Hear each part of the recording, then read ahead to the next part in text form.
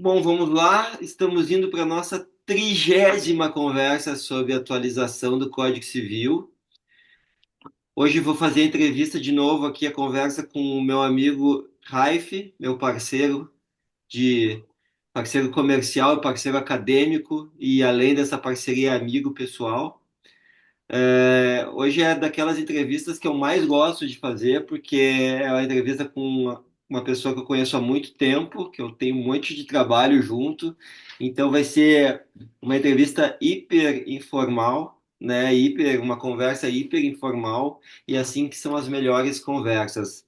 O Raive vai falar sobre, sobre a função social, é, na verdade, no Código Civil agora a gente tem no 421 a função social, o princípio da Mas liberdade tem várias coisas. contratual. Desculpa interromper, Arnaldo.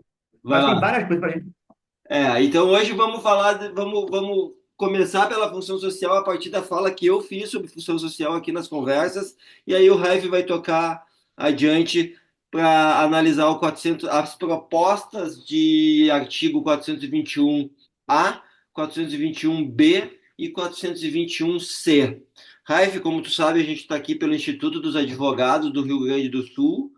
Esse programa de conversas é feito pelo Departamento de Direito Civil, do qual eu sou diretor, e agradeço sempre em nome da nossa querida professora Sulamita Cabral, diretora-presidente do IARGS, é, uma pessoa que nos ajuda e nos empolga e que nos dá apoio para todos os projetos que a gente faz.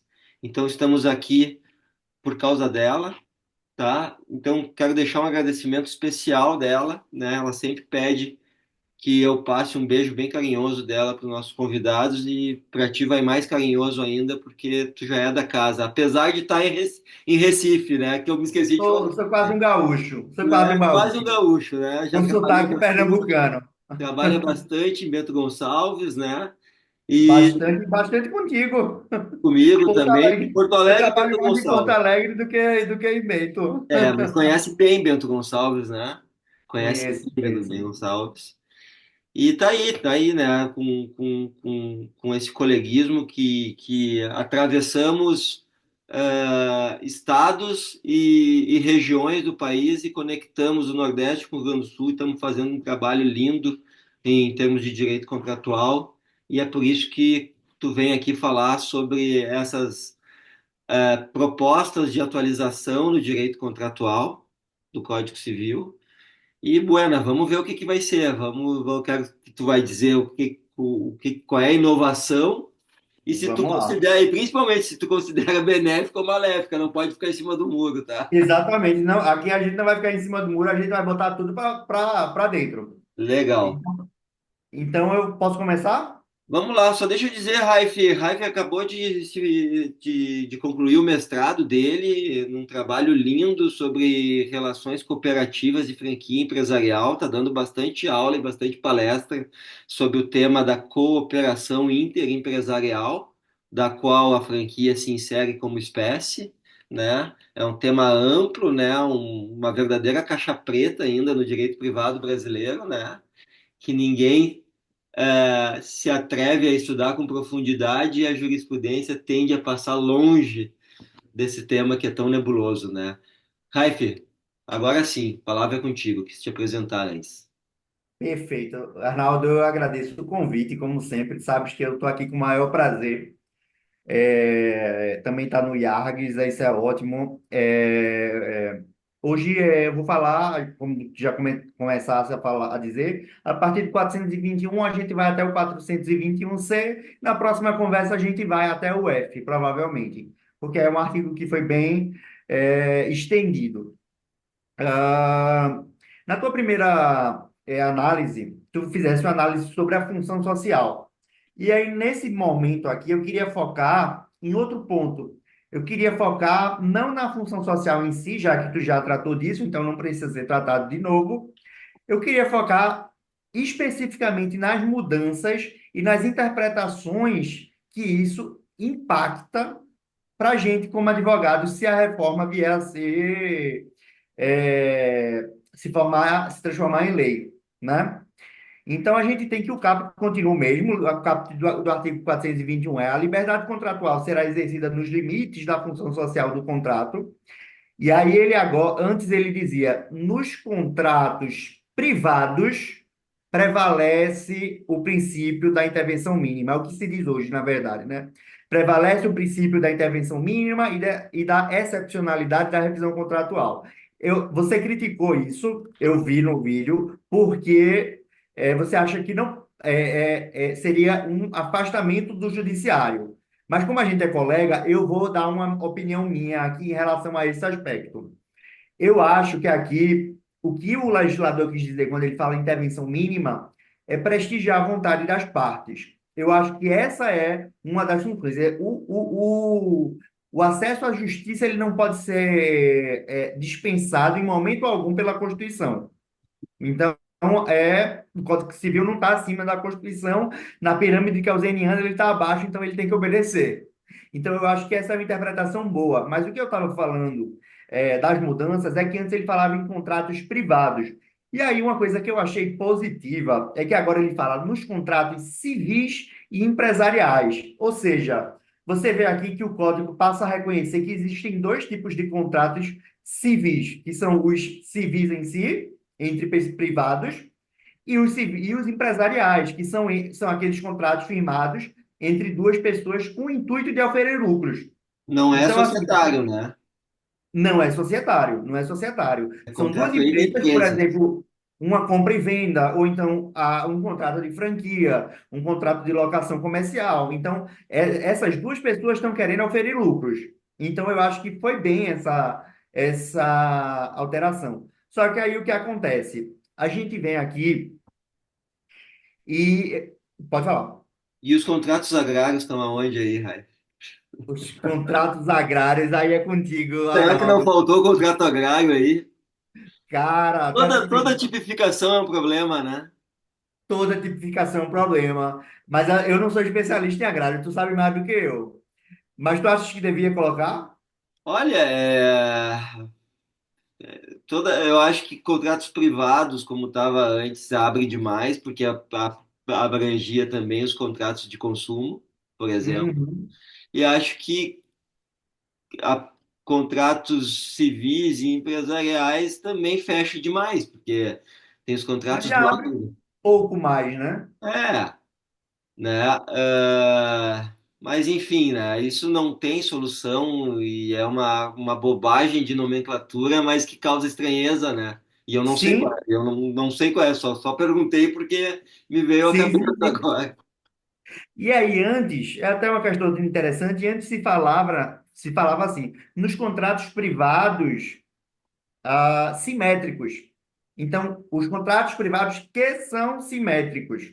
Agora a redação mudou e mudou para pior, na minha opinião, porque, nesse aspecto que eu vou falar agora. Porque ele fala nos contratos civis e empresariais, entre vírgulas, paritários. Aí você vai para a gramática.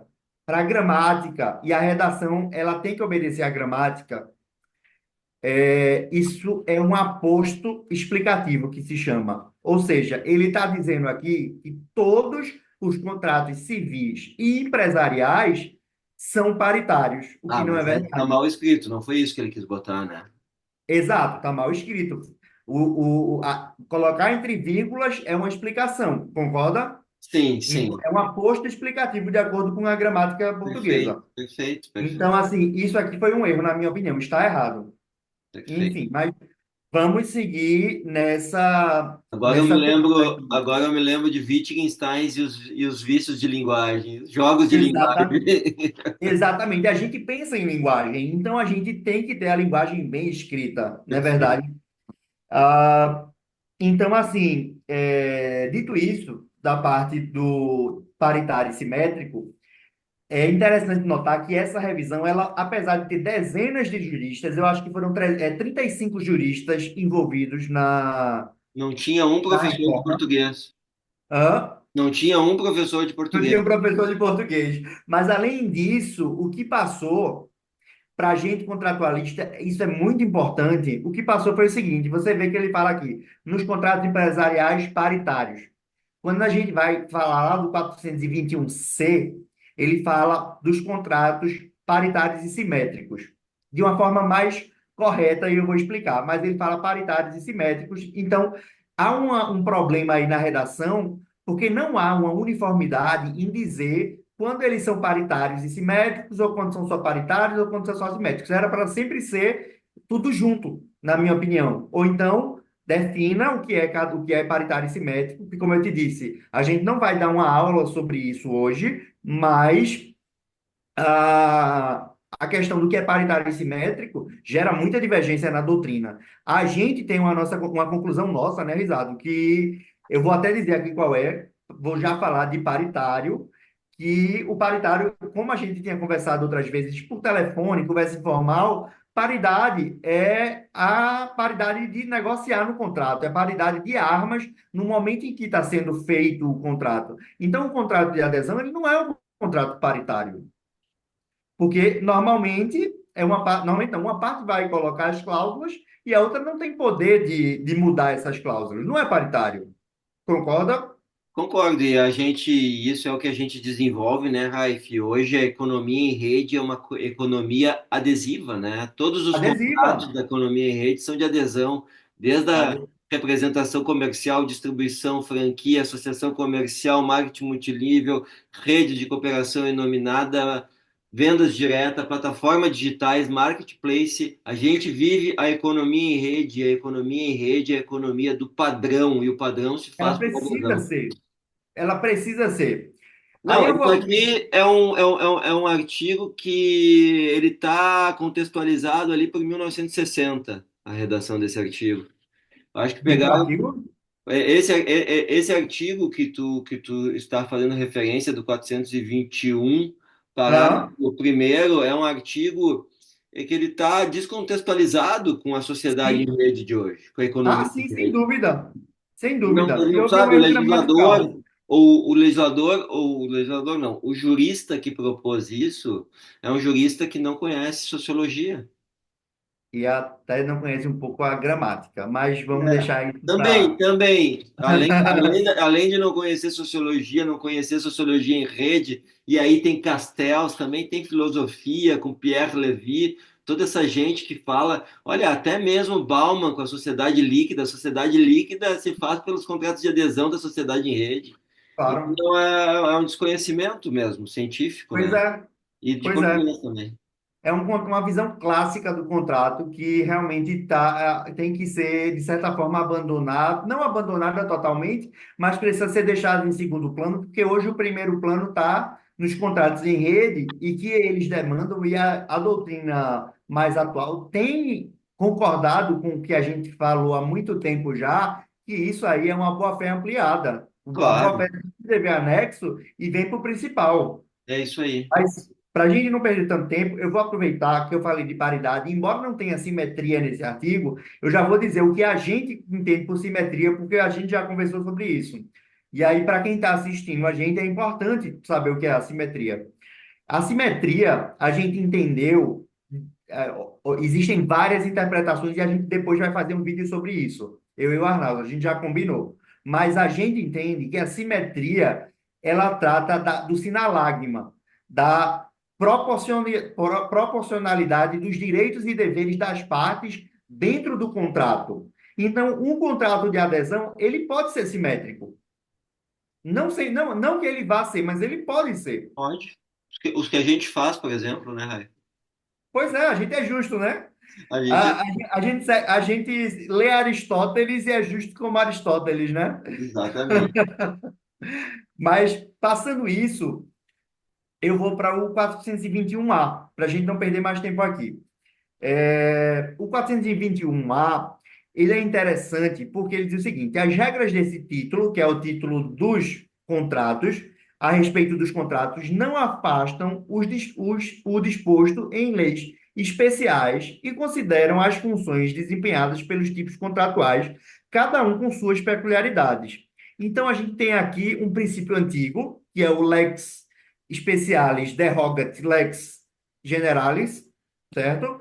Então, a lei especial derroga a lei geral. Então, por exemplo, no contrato de franquia prevalece a lei de franquia. No contrato de representação comercial prevalece a representação comercial. No contrato de concessionária de veículos prevalece a lei Ferrari. Então, a gente tem sempre essa proteção aqui. E é bem interessante porque ele respeita as funções do contrato.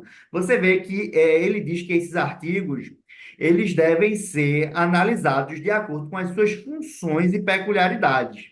O que quer dizer que eles devem ser interpretados de acordo com os propósitos para os quais eles foram criados, que é justamente a colaboração que as partes têm que ter uma com a outra, que é colaborar para que o contrato chegue no fim almejado quando ele foi celebrado, não é isso? É isso. Então assim, é procurar quais são os reais interesses, quais são as reais vontades apostas ali no contrato.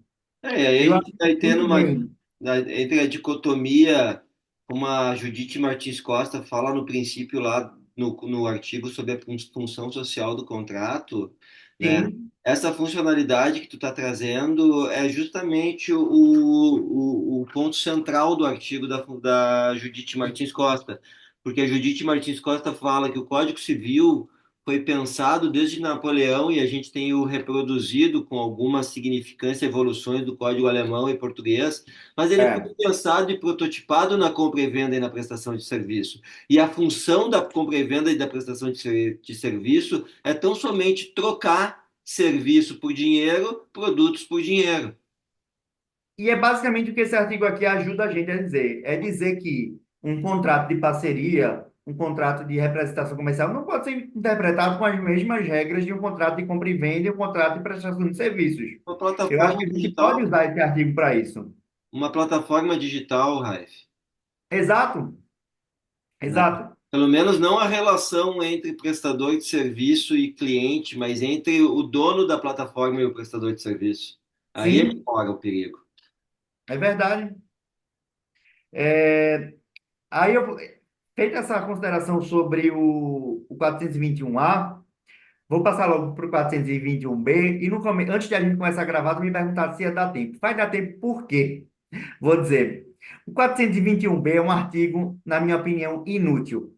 Eu acho que é um artigo que é absurdo de se passar, porque ele é um artigo que simplesmente se presta a conceituar o que são contratos empresariais, contratos consumeristas, contratos de trabalhos e contratos cíveis, certo? Isso é função da doutrina. Isso é função da doutrina, isso não é função do legislador. Então, eu não vou perder tempo minuciando esse artigo. E eu acho que tu vai concordar comigo que não é necessário. Eu vou ler aqui, ó. Deve-se levar em conta para o tratamento legal e para a identificação de funções realizadas pelos diversos tipos de contrato, as circunstâncias de disponibilizarem bens e serviços ligados à atividade de produção e de intermediação das cadeias produtivas. Bom, o conceito de cadeia produtiva, esse conceito não existe, né, ainda na literatura, já é um problema, né? Tipos E de aí ele vem contratos cá. celebrados entre empresas. Tá, ó, ele fala que intermediação também.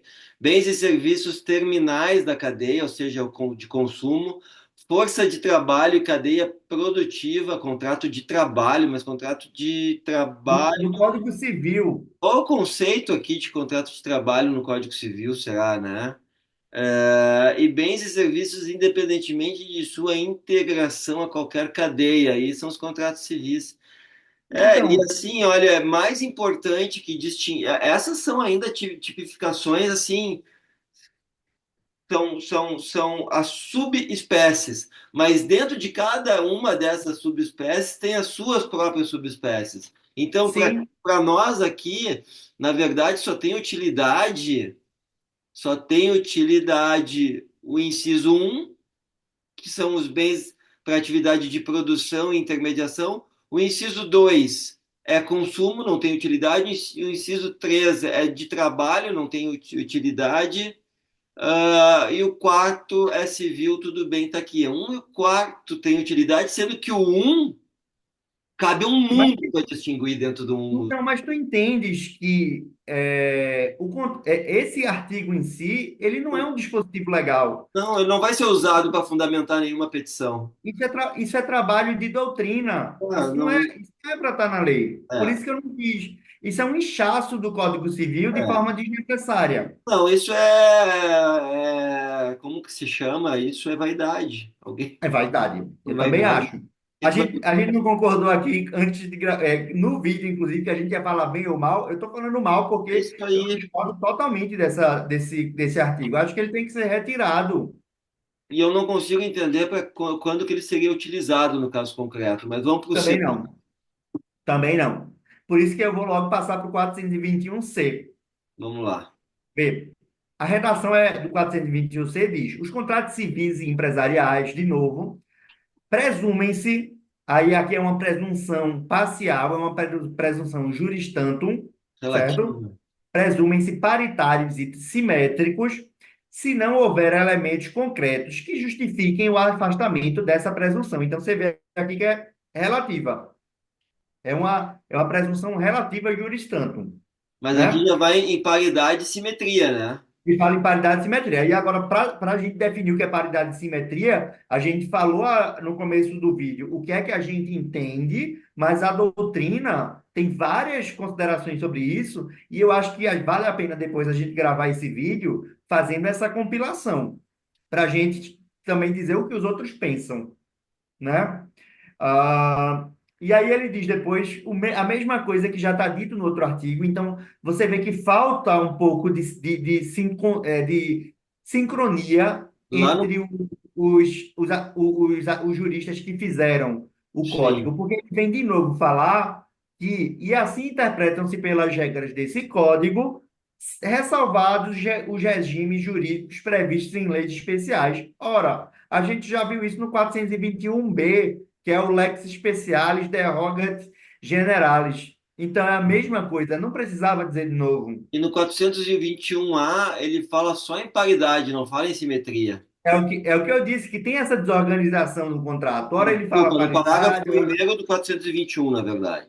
isso. Ó, como eu te disse, tem esse problema de que hora ele fala em paridade, hora fala em simetria, não explica o que eu acho que é função do legislador, nesse caso, explicar, já que está causando tanto problema no ordenamento jurídico para a gente entender o que é, com tantas interpretações que surgem, mas enfim, eu entendo que a nossa interpretação é a melhor.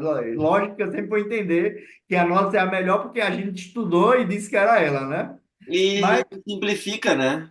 Com, simplifica, com duas simplifica. palavras a gente distingue Pois é, exatamente, poder e exatamente, direitos. Então, né?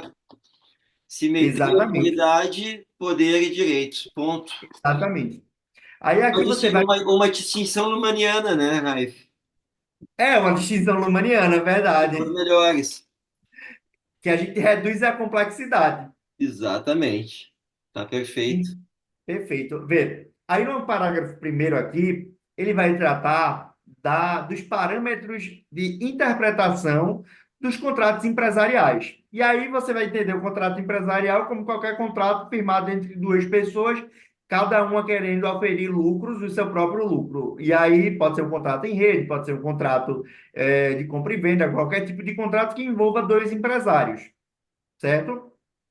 Mas só, Então, só, aí, só, só deixa eu voltar, Raif, desculpa. No 421C, ele ainda fala assim: olha, se não houver elementos concretos que justifiquem o afastamento da presunção. concreto. É verdade. Então, assim, tem que ser uma coisa muito chamativa, né? Tem que. Para nós, o que tem de mais chamativo na economia em rede e que afasta essa presunção é justamente o fato da economia em rede ser toda instrumentalizada por contratos de adesão. Massificada. Né? Massificada também. Massificada em massa é contrato de adesão. E a gente não está falando de contrato de consumo, né? Não, de Está jeito nenhum. A falando gente do está em contrato empresarial. contrato de adesão interempresarial, contrato de plataforma, que não é contrato de consumo também, marketplace, Uber, Airbnb, tudo é contrato de adesão. Então, Exatamente. para nós, todos os contratos da economia em rede estão excepcionados pelo 421-C. Pois é, eu concordo contigo. Aí a gente vai para o parágrafo primeiro de interpretação dos contratos empresariais. Vamos para o inciso primeiro, no inciso um. O inciso um ele determina que os contratos são naturalmente díspares. São díspares e assimétricos ou que contêm cláusulas impostas por uma das partes. Deixa eu ler o artigo, é melhor. O artigo diz assim: os tipos contratuais que são naturalmente díspares ou assimétricos, na verdade, é melhor ler ele, próprios de algumas relações contratuais, como as relações em rede, marketplace, franquia, todo esse tipo de contrato, devem receber tratamento específico que consta de leis especiais, assim como os contratos que decorram da incidência e da funcionalidade de cláusulas gerais de suas modalidades. Então, ele fala contratos díspares, contratos assimétricos, contratos em rede e contratos com cláusulas gerais Ficou bom esse inciso, hein? com cláusulas gerais, Ficou bom esse né? inciso. Eu achei bom também, Eu achei achei bom. bom. Então, Gostei. a gente esse aqui pode aplicar. O segundo Gostei. também é muito bom. O segundo ele vem falar o seguinte: a boa-fé mede-se, a boa-fé empresarial mede-se também pela expectativa comum que os agentes do setor econômico de atividade dos contratantes têm. Ou seja, você vai analisar o mercado e vai ver a boa-fé de acordo com o que o mercado espera naquele local, naquele, naquele âmbito de atuação. Concorda? Sim. E no final ele fala quanto à natureza do negócio celebrado e quanto ao comportamento leal esperado das partes. E aí é que eu queria falar uma coisa interessante. Pela primeira vez na parte dos contratos, a palavra leal ou lealdade, ou seja lá o que for, relacionado à fidelidade e lealdade ou colaboração, aparece aqui, é a primeira vez. Então, Ou seja, isso aqui eu quero tecer um elogio, porque é importantíssimo falar em lealdade. é a primeira vez que uma obrigação lateral, né? Essa é lateral Ela não é ela não é acessória, ela é ou é uma obrigação conexa ou lateral. colateral. Conexão cooperação e lateral é de proteção, lealdade está na proteção. Então, Mas nos contratos em rede, elas vêm para o centro, né? e Elas aí vêm. aqui também está colocando, né? Eu acho que Exato. nem gostei. Então, vou tecer elogios para esse daqui. O inciso 3 fala que, na falta da redação específica de cláusulas necessárias à execução do contrato, o juiz vai aliciar os usos e costumes do lugar da celebração e do modo comum adotado pelos empresários para a celebração e execução daquele tipo específico de contrato.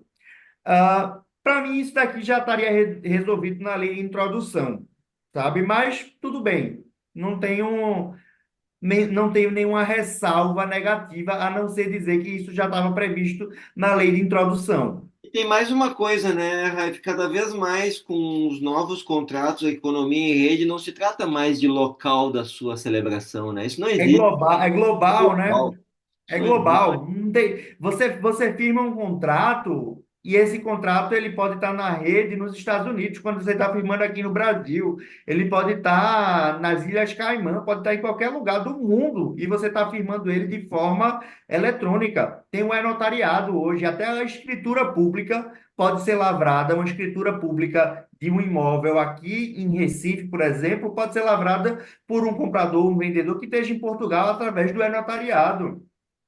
Então, muda, é Muda. global. Isso aqui realmente é uma crítica que deve ser feita. O local não é tão importante assim mais, porque, como o Cassius diz, a sociedade hoje é uma sociedade em rede, global e informacional. Tu vê como não adianta, né, uma atualização do Código Civil, ele depende da atualização do conhecimento da pessoa que está fazendo isso, né? Pois é. Pois é, eu acho que não tinha na comissão, eu não tenho certeza, mas eu acho que não tinha nenhuma. Raif, não tem uma proposta de alteração legislativa no Brasil que é o seguinte, olha, e a melhor forma de se fazer isso. Toda legislação deve passar por um PPG. E aí a gente vai pegar os programas de pós-graduação de diversas faculdades do Brasil que tenham interesse em participar, eles vão se cadastrar no Ministério lá no Poder Legislativo e eles vão ter cada um a sua competência, a sua área, e quando tiver projeto de lei, eu acho que tem que passar para todas essas áreas. Poxa, Exato. um Concordo projeto de lei contigo. como esse do Código Civil, a gente vê que ele é um conhecimento, ele ainda é um conhecimento parcial da sociedade, É, sabe? é como eu escutei muito na faculdade: quem só direito sabe, nem direito sabe, É mesmo, exatamente. Eu acho que esse é o melhor ditado de todos. né? O inciso quarto ele fala da cláusula de não concorrência. Diz que ela é lícita. Isso aí todo mundo já sabe. Ela era lícita, ela sempre foi usada no ordenamento jurídico brasileiro como lícita, até mesmo porque a estipulação de cláusulas ela vem de acordo com a vontade das partes e não da lei. Então, as partes criam não só cláusulas, mas contratos, como a gente está acostumado a fazer. Só que aqui ele pega e agrega uma questão do judiciário, que para essa cláusula ser válida, ela precisa ser razoável, precisa ter a limitação temporal e a limitação geográfica. A única coisa que faltou inserir aqui foi a limitação da matéria, do ramo de atuação que o empresário não pode atuar. Então, eu acho que faltou dizer isso aqui, já que ela está incorporando o entendimento jurisprudencial. Se é para incorporar o entendimento jurisprudencial, que incorpore ele como um todo. Como um todo, Mas, perfeito. mas enfim, vamos para o inciso 5. O inciso 5 diz o que o Código Civil já dizia há muito tempo e que a gente já usa há muito tempo, que é a atipicidade natural dos contratos empresariais. Os contratos empresariais são operações econômicas. Quem vê a oportunidade de negócio não é o advogado. Quem vê a oportunidade de negócio é o empresário. E cabe ao advogado escutar o que o empresário diz e transformar aquilo em linguagem jurídica. Por isso a tipicidade empresarial. Então a gente é mero instrumento do empresário. Eu não tenho vergonha nenhuma em dizer isso. A gente trabalha como instrumento do empresário porque ele cria e a gente faz acontecer no mundo jurídico, no mundo dos fatos, de forma segura. Não é isso? Exatamente. E no final aqui, o último inciso, ele fala do sigilo, que o sigilo empresarial deve ser preservado. Eu não concordo com essa cláusula. Eu concordo que o sigilo, o know-how e a transferência, quando houver transferência de know-how e transferência de tecnologia, deve sim haver a proteção do sigilo. Mas essa previsão tem que estar no contrato. Aquele que faz a transferência do know-how, da tecnologia, do segredo de negócio, do segredo de indústria, ele tem que estar preocupado em colocar no contrato a cláusula de sigilo e confidencialidade. Eu não acho que isso deve ser uma coisa prevista em lei. Eu acho que a lei está indo além do que ela poderia ir quando a gente está falando de matéria de contrato, que o contrato é uma questão privada, E o que não é é uma questão sigilo pública. empresarial, né? Qual é o Hã? conceito, o que abrange sigilo empresarial? O que abrange, porque só vai ser isso quando tiver transferência de tecnologia que seja realmente inovadora. Eu não É. posso dizer que qualquer transferência de tecnologia é inovadora. Pode ser uma transferência de tecnologia que eu adquira, por exemplo, tu me ensina alguma coisa de administração, mas se eu for para a faculdade de Vai administração, pegar aprender um igual? vender também, entende? É, exatamente isso é o que acontece na maioria das franquias, né? A maioria esmagadora das franquias não tem sigilo empresarial nenhum. Pois é, e Mas aí tem para mim, alguns conhecimentos práticos que são repassados. por exemplo, se eu for vender sapato, vamos pensar o seguinte, a gente está aqui na conversa informal, se eu for vender sapato, Eu vou ter um treinamento para vender sapato, mas isso é um know-how específico? Não, não, Não me parece. também não. Acho que não. Eu não entendo que o franqueado que sai de uma franquia dessas fica proibido de abrir uma loja de sapatos. Porque não tem know-how específico de venda de sapatos. Entende? Mas isso daqui é o que está na lei, mas assim, a gente vai dar a nossa opinião e na prática a gente vai tentar usar o que a gente acha que é mais certo, né? Exatamente. Para finalizar aqui, a gente tem o parágrafo segundo que ele diz que nos contratos empresariais, quando houver flagrante disparidade econômica entre as partes, não se aplica o disposto nesse artigo. Então, o que ele quer dizer aqui? Ele quer dizer que não se aplica nos casos de flagrante disparidade econômica, assimetria e paridade. Agora, a questão é, como é que a gente vai comprovar flagrante disparidade econômica? E a gente sabe também que não é só a disparidade econômica que gera a assimetria contratual. A assimetria contratual ela pode ser gerada pela questão técnica, pela questão jurídica, pela questão informacional. Para mim, a questão Gerenciamento, informacional é mais gerenciamento, grave do que a econômica. gerenciamento. Olha aqui, olha, disparidade organizacional, que é o gerenciamento, né? Quem é que gerencia, por exemplo, uma rede de representantes comerciais, de distribuidores, de franquias? A gente, obviamente, teremos aí também disparidade econômica, mas eu acho que talvez o que causa mais dependência e assimetria de direitos nesses contratos não é a disparidade econômica, e sim a disparidade organizacional, o poder Claro, de diferenciar. É o contrato de adesão, né? exato. E o contrato de adesão não é uma disparidade econômica, é uma disparidade gerencial do negócio. E informacional, eu diria também. Informacional também, com certeza. Então, assim, eu acho que esse dispositivo aqui deixou a desejar. Mas, assim, eu encerro hoje a minha palestra contigo, a minha entrevista contigo sobre os artigos 421 até o 421C, com esse comentário. E a gente vai marcar para fazer o restante dos artigos 421 até do 421D E até o 421F. F, com Acho que vai até o certeza. F. Com certeza, vai até o F. Vamos fazer para finalizar, e ficar uma análise abrangente, mas o que a gente vê assim, né, para mim é muito, isso fica muito evidente, né, que até se sabe que o mercado não é tão equilibrado assim como se pensa. Parece que Sim, isso já está sendo percebido pelo legislador, mas ele ainda não tem conhecimento para aplicar isso. não tem conhecimento para Ele tem aplicar. percepção, ele tem a percepção, mas ele não tem o conhecimento. Mas o que acontece o problema é você levar para fazer uma reforma uma comissão exclusivamente de juristas. Perfeito, perfeito, Não, perfeito. não é o caso. Você não pode. Por exemplo, eu vou dar um exemplo totalmente diferente. Eu estava assistindo um filme. Isso aqui pode ficar gravado porque é interessante. Eu estava assistindo aquele filme Divertidamente, que não sei se tu já viu, que é Inside Out. É um filme de animação da Pixar em que ele trata da teoria cognitivo-comportamental, como funciona o cérebro, como funcionam as emoções.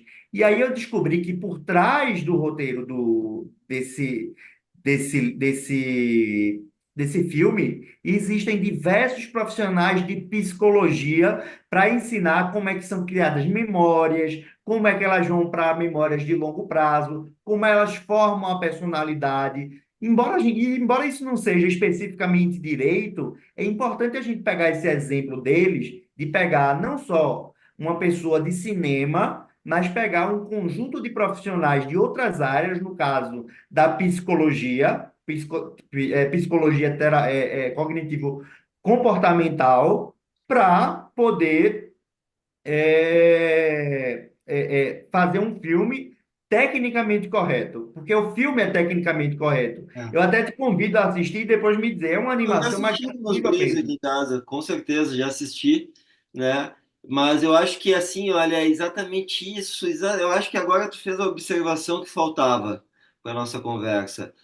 É o que me parece do Código Civil. Ele não está técnico, ele está atécnico. Tá, técnico. Eu também concordo Atécnico, com né? isso. É exatamente, Gramaticalmente atécnico, juridicamente atécnico, temporalmente atécnico, exatamente, é exatamente. até temporalmente atécnico, para você ver. Temporalmente é técnico, temporalmente É, é técnico. E contraditório também, porque ele acaba, ele trata de uma generalidade de paridade e simetria. Primeiro ele fala de paridade, só depois ele coloca a simetria do lado da paridade, depois ele vem com um artigo que excepciona aquilo lá, mas sem uma excepcionalidade, sem relacionar os artigos em si. Quer dizer, a gente sabe que tem exceção, mas a lei não nos leva a relacionar a exceção à regra geral, né? exatamente, Poderia exatamente. ter dado elementos, né? E eu acho que o principal elemento a gente já tem, que é o contrato de adesão, mas o contrato de adesão parece que é um paradigma no Brasil, fora do direito do consumidor, né? Parece que só consumidor que pode ter contrato de Então, adesão. O pessoal né? esquece que E existe que, isso. e que fora do consumo não, ele não levaria a assimetria, o que é algo totalmente Não tem o menor sentido que infantil, a simetria é é imaturo parte falar de isso. adesão. É A- imaturo falar isso, pelo menos É, em 2024, né? É é, imaturo. é como a gente falou, o contrato de adesão ele pode ser simétrico, mas ele não necessariamente é simétrico. E, Então ele tem que ser analisado caso a caso. Porque o contrato de exatamente. adesão ele não é um tipo de contrato como muita gente pensa. Ele é uma forma de celebração de Uma contrato. forma de celebração de contrato, né? E essa forma de celebração parte da presunção de que o outro aceita tudo, Exato, né? exato. Por isso que, por exemplo, no contrato de franquia, você tem 10 dias para analisar, 10 dias no mínimo para analisar. E outros Mas é isso. contratos e outras leis que são aptas à formatação de redes não falam nesses dias ainda. Então ainda tem isso. A legislação especial de contratos de rede, por exemplo, não conversa entre si. A Não, não conversa. legislação especial de contratos híbridos, para usar outra nomenclatura, outro construto teórico, não conversa entre si. Não, não Então, conversa. realmente há eu vejo que essa atualização do Código Civil ainda carrega um grande déficit teórico da teoria de direito contratual, né? Traz algumas coisas boas, como a lealdade, que a gente comentou que aparece pela primeira vez, mas tem muita coisa que não precisava e muita coisa que está técnica. Então, Exatamente. até essa questão da lealdade, como ela aparece aqui, a gente poderia estar falando em colaboração. Talvez fosse até mais técnico. Primeiro falar em colaboração para depois falar em lealdade, sabe? Eu acho Pode falar que depois. eu acho que o Código Civil deveria adotar a distinção e classificação de obrigações principais, acessórias, anexas e laterais. Se adotasse essa distinção, que é uma distinção literária da literatura, Sim. e que quem melhor faz essa distinção, na minha opinião, é a Judite Martins Costa. Se o Código Civil adotasse essa distinção dentro de si, eu vou te dizer que assim, olha, tudo ficaria mais fácil de entender, inclusive essas atualizações. Pior que é verdade. Eu concordo totalmente.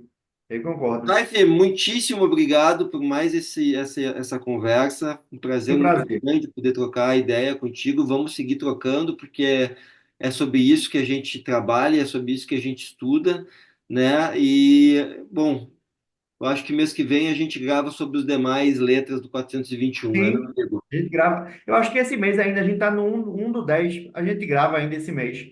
Show de bola, então. Muito Beleza? obrigado, cara. Bom mês aí. A gente está gravando isso no 1º de 10, né? Verdade. No Um ótimo primeiro. mês para nós dois, tá? Ótimo mês para nós dois. Abração. Valeu, um Valeu. abraço, meu velho. Tchau, tchau.